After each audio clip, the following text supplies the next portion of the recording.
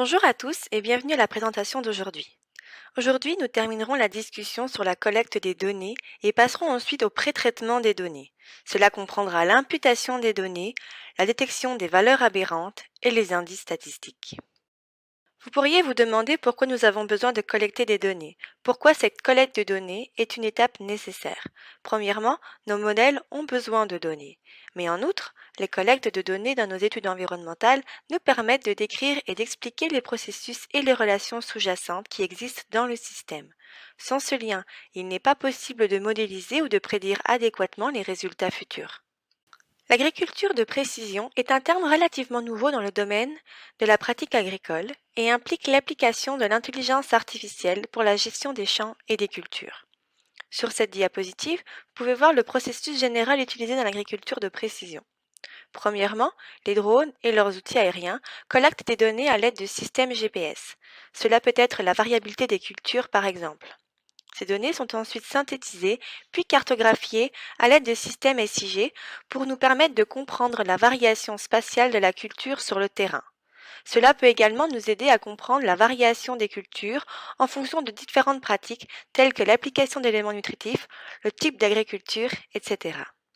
Comme dit précédemment, les drones aériens sont utilisés pour recueillir les informations spatio-temporelles.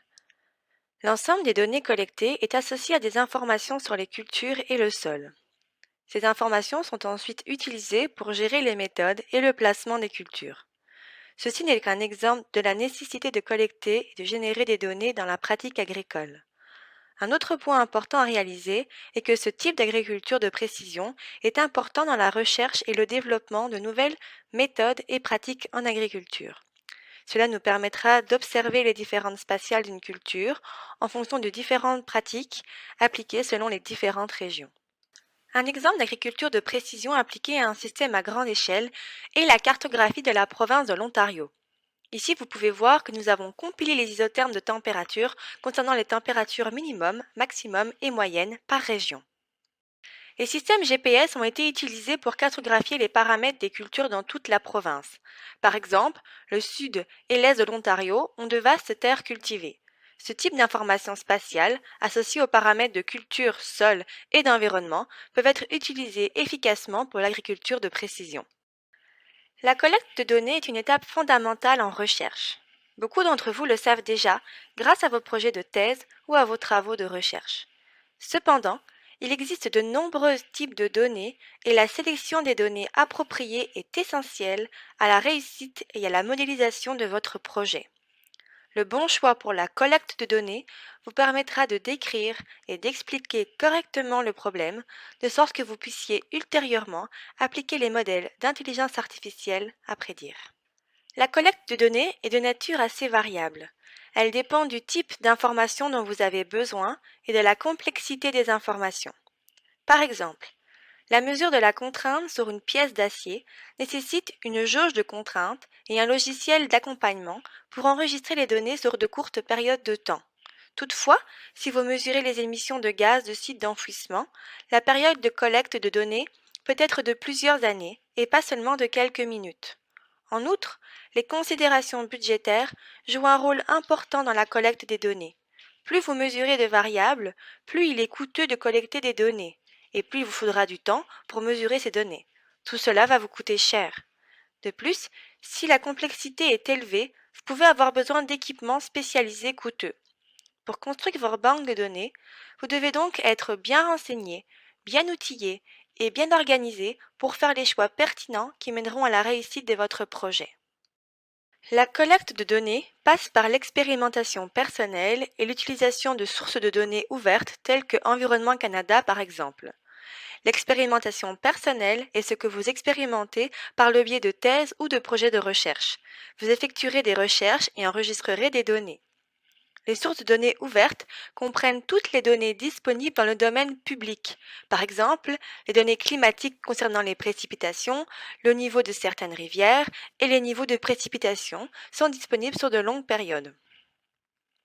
Dans la conception de structures en béton, les données sismiques sont obtenues à partir de systèmes libres de droit pour l'analyse des murs de contreventement dans différentes régions du pays. Il est également possible de passer en revue les publications de recherche existantes et d'obtenir les données de ces publications en faisant la demande aux chercheurs. Nous discuterons et illustrerons plus loin les données existantes qui ont déjà été synthétisées.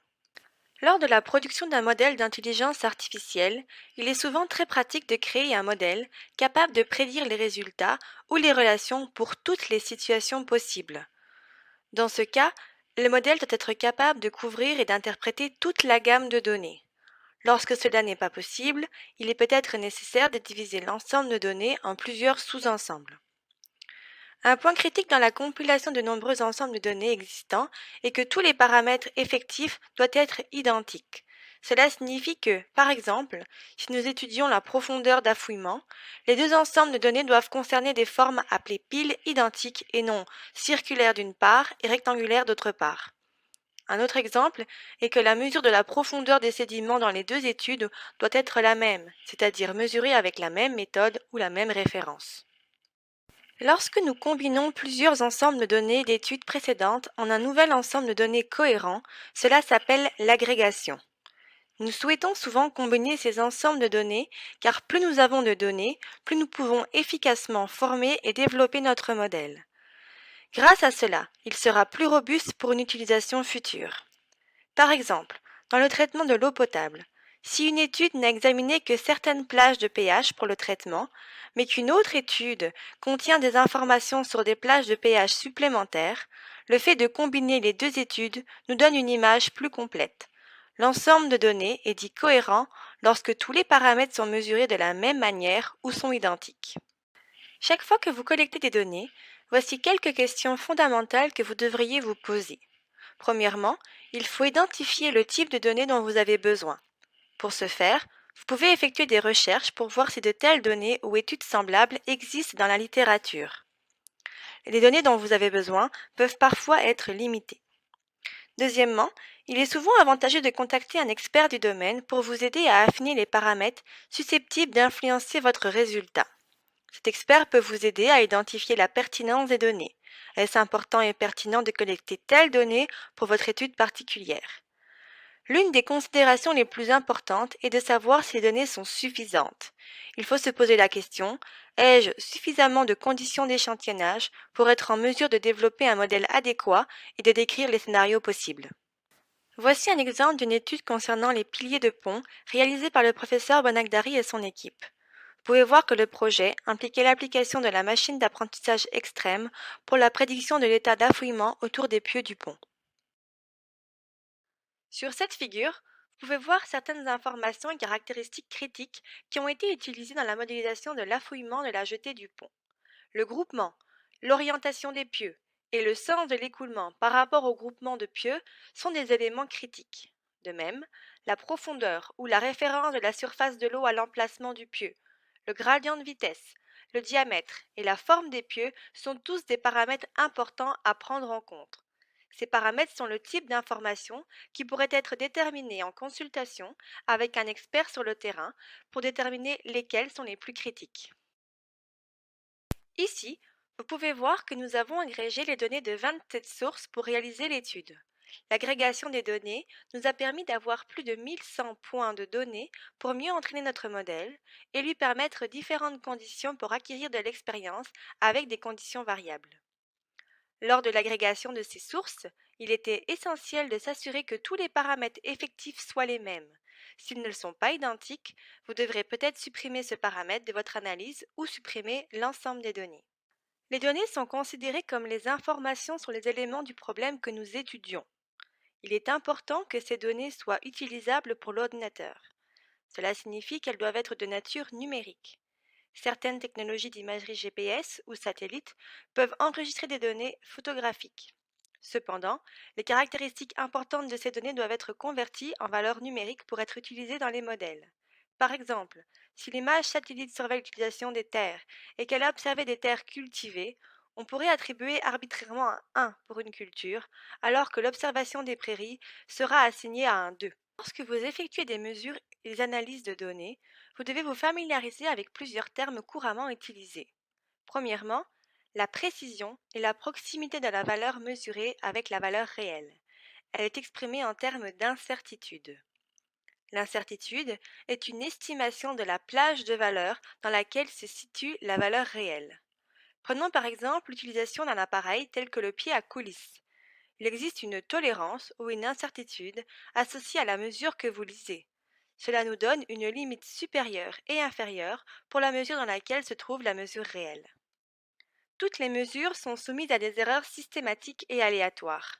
Les erreurs systématiques peuvent être des erreurs associées à la procédure utilisée pour la mesure, tandis que les erreurs aléatoires sont vraiment de nature aléatoire. Dans ce cas, la meilleure procédure est de répéter la mesure pour éliminer les erreurs systématiques. Étant de nature aléatoire, la distribution de probabilité des erreurs aléatoires devrait suivre une distribution gaussienne. La précision est la proximité de deux valeurs mesurées lorsque la mesure est répétée. Elle traite de la dispersion entre mesures. Par exemple, vous pouvez penser à mesurer la température du sol avec une sonde. Pour cela, vous devrez répéter la mesure en utilisant le même emplacement et les mêmes conditions. La répétabilité est similaire à la précision. Elle est définie comme la proximité des valeurs mesurées lorsqu'elles sont répétées avec la même méthode, même observateur, même instrument et même emplacement. Ceci est critique en recherche. Si vous avez exactement les mêmes conditions et que vous attendez le même résultat, vous devez développer une méthode de collecte de données qui soit répétable. La reproductibilité peut être considérée en termes de répétabilité, mais dans ce cas, différentes méthodes d'essai sont utilisées pour mesurer la valeur. Par conséquent, la répétabilité mesure l'erreur aléatoire. La procédure de mesure est exactement la même et l'erreur associée sera donc de nature complètement aléatoire.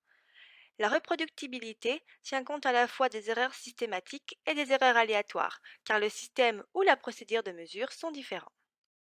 La résolution ou la discrimination est le plus petit changement sur la mesure qui peut être détecté. Elle est liée à la précision. Si la discrimination du pied à coulisse est de 1 micron, alors c'est la plus petite mesure qui peut être détectée. Les limites supérieures et inférieures de précision peuvent être construites en utilisant cela. Un exemple appliqué aux données numériques est le degré de pixelisation d'un appareil photo. La sensibilité est décrite comme le changement en réponse à un changement de stimuli. La compréhension de la distribution des données est essentielle dans le processus de modélisation. Les données doivent être analysées ou tracées avant utilisation pour comprendre leur distribution. Les modèles d'intelligence artificielle peuvent être très sensibles aux valeurs extrêmes des données ou aux ensembles de données qui présentent un grand biais. Dans ces cas, le modèle peut essayer de se surajuster à la valeur extrême, ce qui peut réduire son efficacité dans la prédiction des valeurs typiques. De plus, si toutes les données sont concentrées dans une région, le modèle s'adaptera à cette région. Cependant, si un nouveau point de données ou une nouvelle condition est présenté à l'extérieur de cette région, le modèle peut avoir des difficultés de prédiction. En créant des modèles, nous essayons d'interpoler et non d'extrapoler des cas possibles. Nous voulons utiliser l'expérience antérieure pour prédire les performances futures. Dans cet exemple, vous pouvez voir un graphique de données prévues versus données observées. C'est généralement ce que nous faisons une fois que nous avons développé notre modèle. On le critique et étudie son applicabilité. Nous voulons savoir dans quelle mesure nos valeurs prédites se comparent à la norme connue. Dans ce cas, vous pouvez voir que pour la plupart, l'ajustement du modèle est très bon. La plupart des points de données suivent la ligne de corrélation parfaite. Mais le coefficient de corrélation n'est que de 0,7.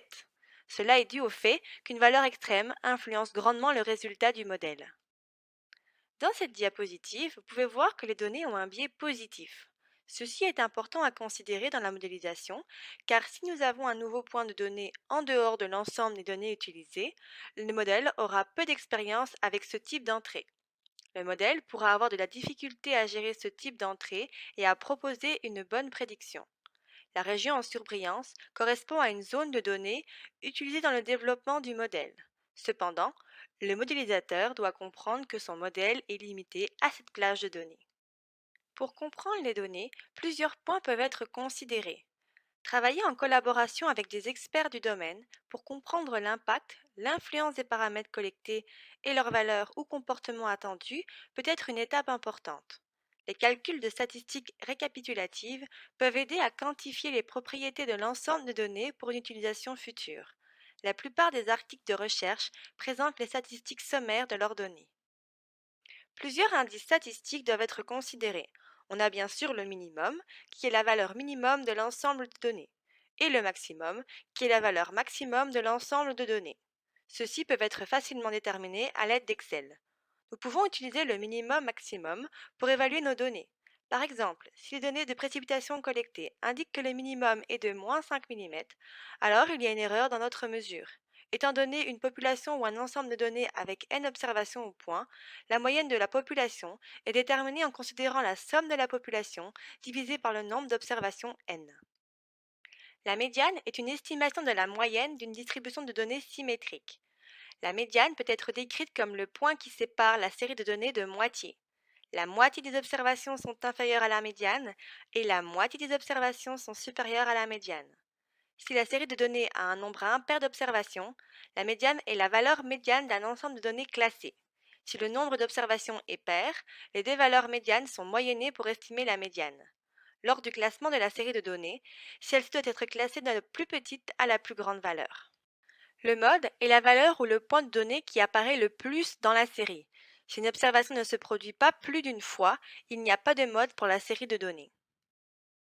L'écart type est une mesure de dispersion des observations et a la même unité que les mesures ou points de données d'origine. L'écart type est défini comme la racine carrée de la variance. Pour calculer la variance, la somme du carré des points de données moins la moyenne est prise, puis normalisée au nombre d'observations. Cette diapositive présente quelques règles empiriques pour les séries de données qui suivent une distribution normale. 68,3% des données devraient être à un écart type de la moyenne.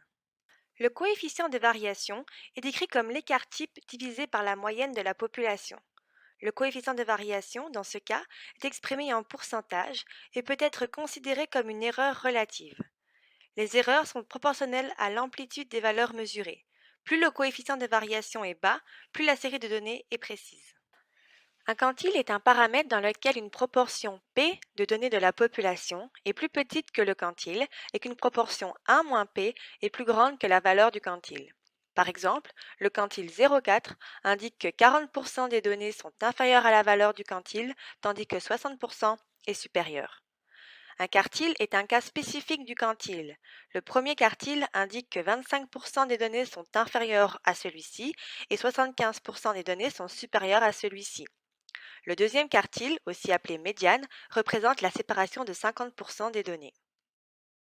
Dans le troisième quartile, 75% des données se situent sous le troisième quartile et 25% des données se situent au-dessus de ce troisième quartile. Voyons ensemble un exemple clair. La série de données a été classée du plus petit au plus grand. La médiane est la valeur moyenne. Puisqu'il contient un nombre pair de points de données, l'estimation de la médiane est la moyenne des deux valeurs médianes. Le premier quartile est la moyenne de la moitié inférieure des données, qui contient un nombre impair de points de données, et est donc la valeur médiane de 64. Il en va de même pour le troisième quartile. Voici une représentation de l'intervalle interquartile. L'intervalle interquartile est le troisième quartile moins le premier quartile. Il s'agit de la répartition de la moitié des données autour de la médiane.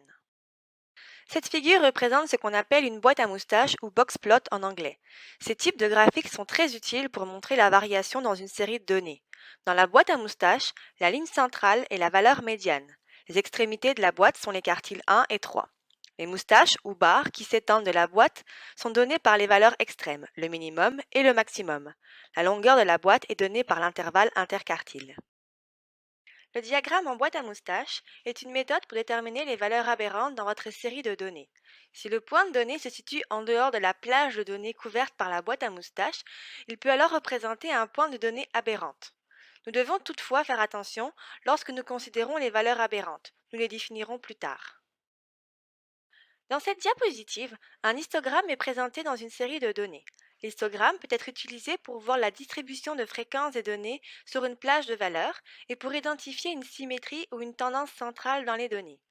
Le point de données aberrant est éloigné et peut être séparé de l'histogramme central. On le voit ici avec la boîte à moustaches superposée en haut à droite. On peut analyser l'asymétrie d'une distribution de données. La distribution des données peut être soit positivement biaisée, donc concentrée vers la gauche, soit négativement biaisée, concentrée à droite. Il s'agit d'une mesure de la différence entre votre distribution de données et la distribution normale. La symétrie peut être quantifiée numériquement à l'aide de la formule présentée ici. Elle tient compte de la moyenne et de l'écart type. Le kurtosis d'un ensemble de données décrit les bouts de la distribution et s'ils sont petits ou longs. Les ensembles de données avec un faible kurtosis ont tendance à avoir des bouts courts et peu de valeurs aberrantes. Il est important de comprendre le contexte théorique des statistiques récapitulatives et la manière dont elles peuvent être utilisées pour décrire les données. Pour les grandes séries de données, fréquentes en modélisation d'intelligence artificielle, nous utiliserons Excel pour déterminer ces statistiques récapitulatives. Vous avez ici une liste de formules utilisées avec Excel qui pourront vous servir à déterminer toutes les statistiques dont nous avons parlé jusqu'à présent. Voici une étude réalisée en collaboration portant sur l'utilisation de l'intelligence artificielle pour déterminer le niveau d'eau dans les lacs. Le lac Michigan-Huron a été étudié. Vous pouvez voir les données historiques obtenues ici au fil du temps. Ici, le lac Van, en Turquie, est présenté avec la série chronologique décrivant le niveau d'eau du lac.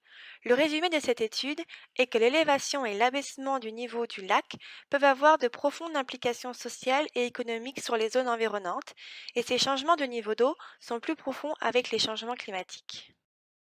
Voici le tableau de la publication montrant toutes les statistiques récapitulatives pour l'ensemble des données de test et de formation. Voyons un cas concret. Ouvrez le fichier Excel nommé Data Description XLS. Une fois ouvert, vous pouvez voir tous les détails sur le calcul des indices statistiques.